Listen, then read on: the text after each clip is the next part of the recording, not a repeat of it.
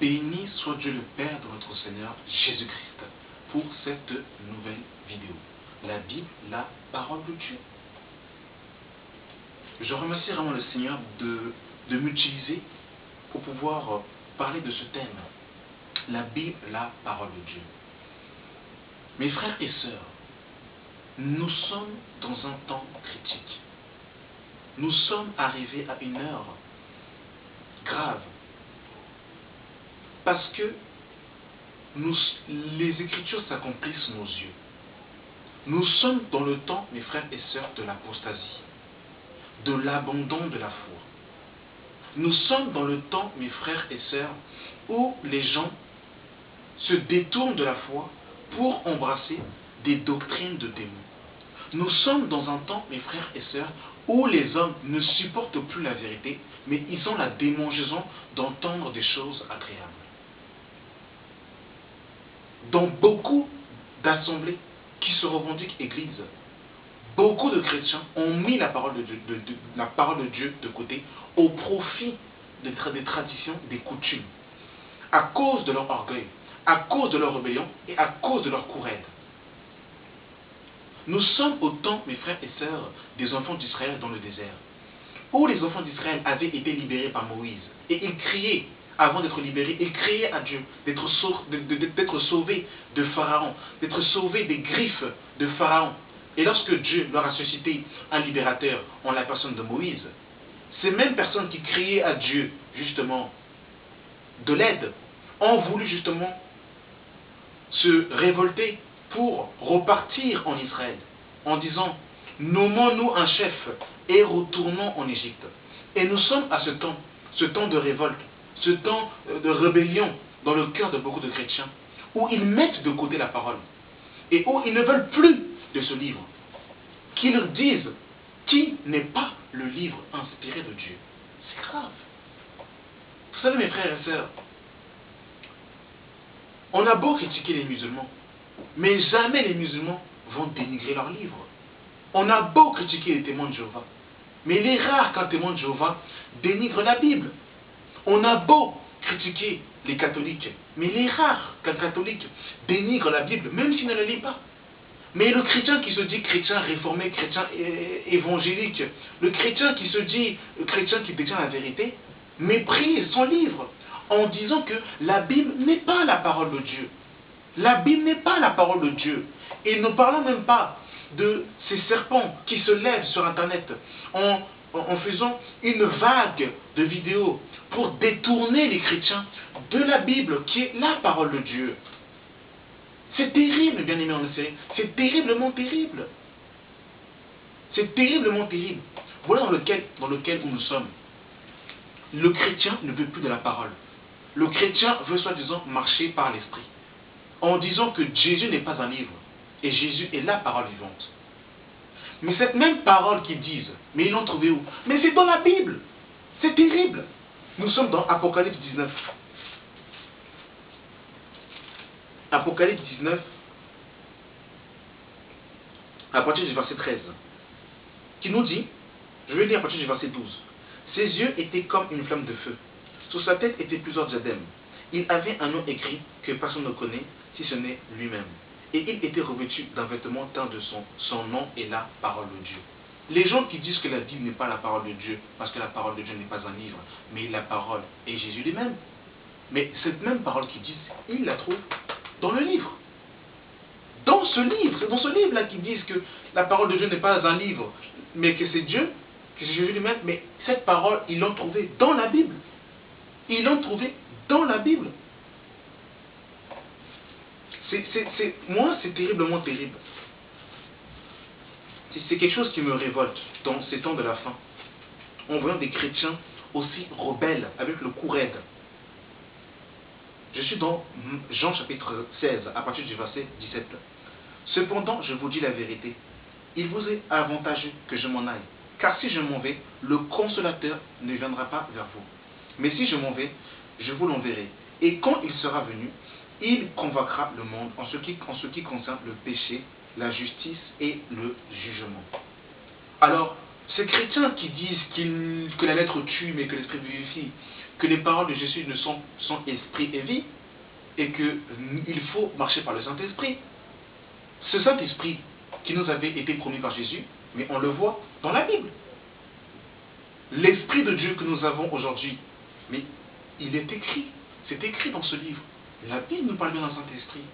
Alors si la Bible n'est pas un livre inspiré, pourquoi vous appuyez-vous de certaines paroles qui sont dans la Bible? Il est écrit dans 2 Timothée, 2 Timothée, oui, chapitre 3, à partir du verset 16. Toute écriture est inspirée de Dieu, est utile pour enseigner, pour convaincre, pour corriger, pour instruire en la justice, afin que l'homme de Dieu soit accompli et propre à toute bonne œuvre. L'écriture est inspirée de Dieu. Dire que les saintes écritures ne viennent pas de Dieu, c'est un blasphème. C'est une abomination.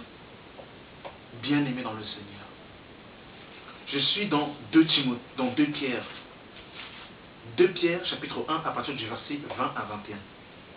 Sachant tout d'abord qu'aucune provision de l'écriture ne peut être un objet d'interprétation particulière, car ce n'est pas par une volonté d'homme qu'une prophétie a été apportée, mais c'est poussé par le Saint-Esprit que des hommes saints ont parlé de la part de Dieu.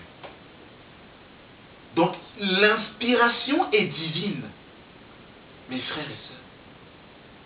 L'inspiration de la Bible est divine. Et nous le voyons par les prophéties qui s'accomplissent sous nos yeux dans ce temps de la fin. Je suis dans le psaume. Proverbe, dans un premier temps. Proverbe. Avant Proverbe, je vais lire Jérémie. Jérémie, chapitre 1. À partir du verset 11. La parole de l'Éternel me fut adressée en ces mots. Que vois-tu, Jérémie? Je répondis, je vois une branche d'amandier. Et l'Éternel dit, tu as bien vu, car je veille sur ma parole pour l'exécuter. Je veille sur ma parole. Je veille sur ma parole. Dieu, le Créateur du ciel et de la terre, est assez puissant pour garder sa parole. La Bible est la parole de Dieu. Ô Seigneur Jésus. Nous sommes dans Proverbe, chapitre 28, à partir du verset 9. Si quelqu'un détourne l'oreille pour ne pas écouter la loi, sa prière même est une abomination. La loi, nous la trouvons dans ce livre, bien-aimé dans le Seigneur. Que personne ne vous séduise, que personne ne vous détourne dans ces temps de la fin. Nous sommes dans le psaume 119.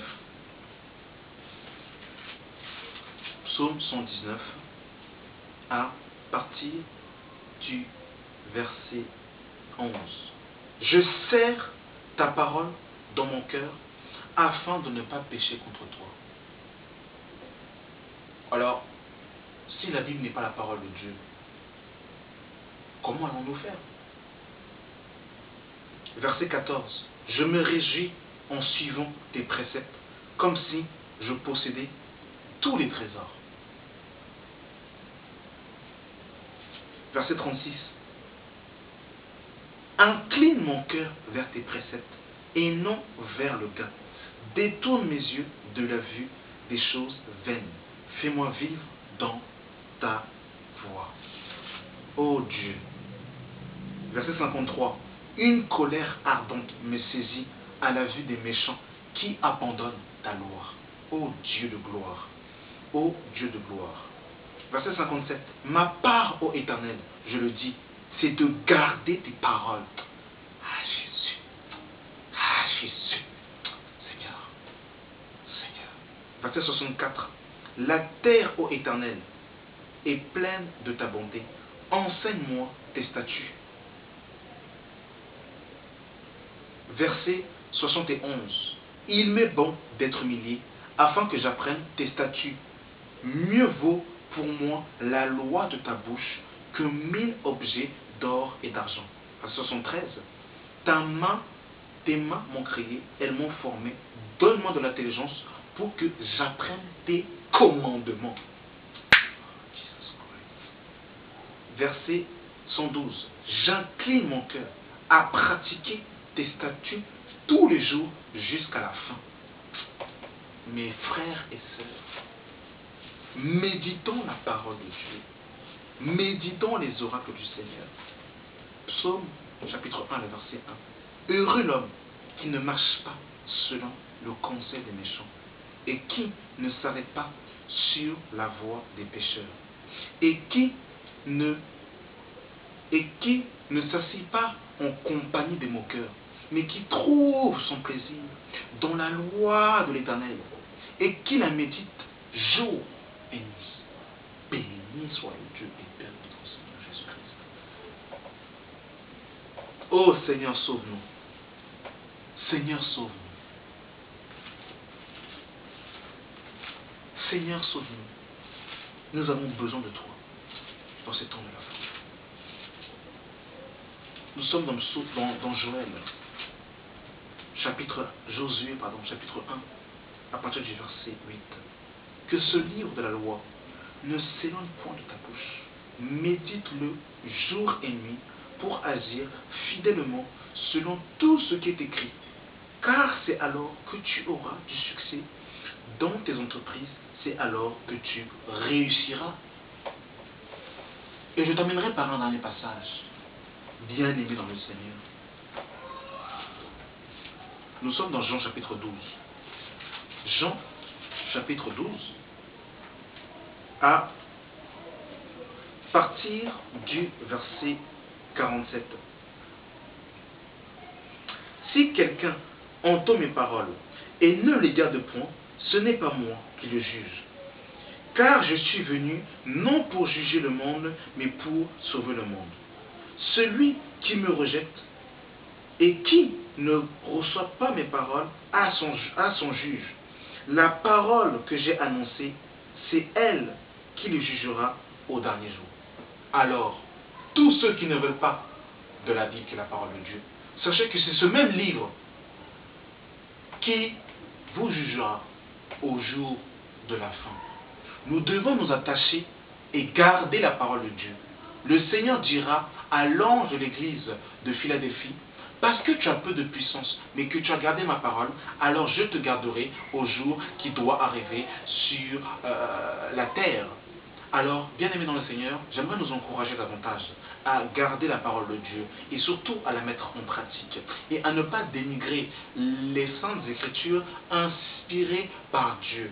Jésus, oui, est la parole vivante, ça c'est clair, il est la parole vivante, mais ce livre sont inspirés de Dieu et elles sont les paroles de Dieu qui rendent témoignage de Jésus. Et nous avons besoin de ces livres pour justement faire la volonté de Dieu sans bien évidemment négliger le Saint-Esprit qui nous a été donné. D'ailleurs, le Saint-Esprit est étroitement lié à la parole parce que l'Esprit n'agit pas sans la parole, mais l'Esprit justement agit au travers de la parole. Merci d'avoir suivi cette vidéo et que tout l'honneur et la gloire soient rendus à notre Seigneur et Sauveur Jésus-Christ. Amen.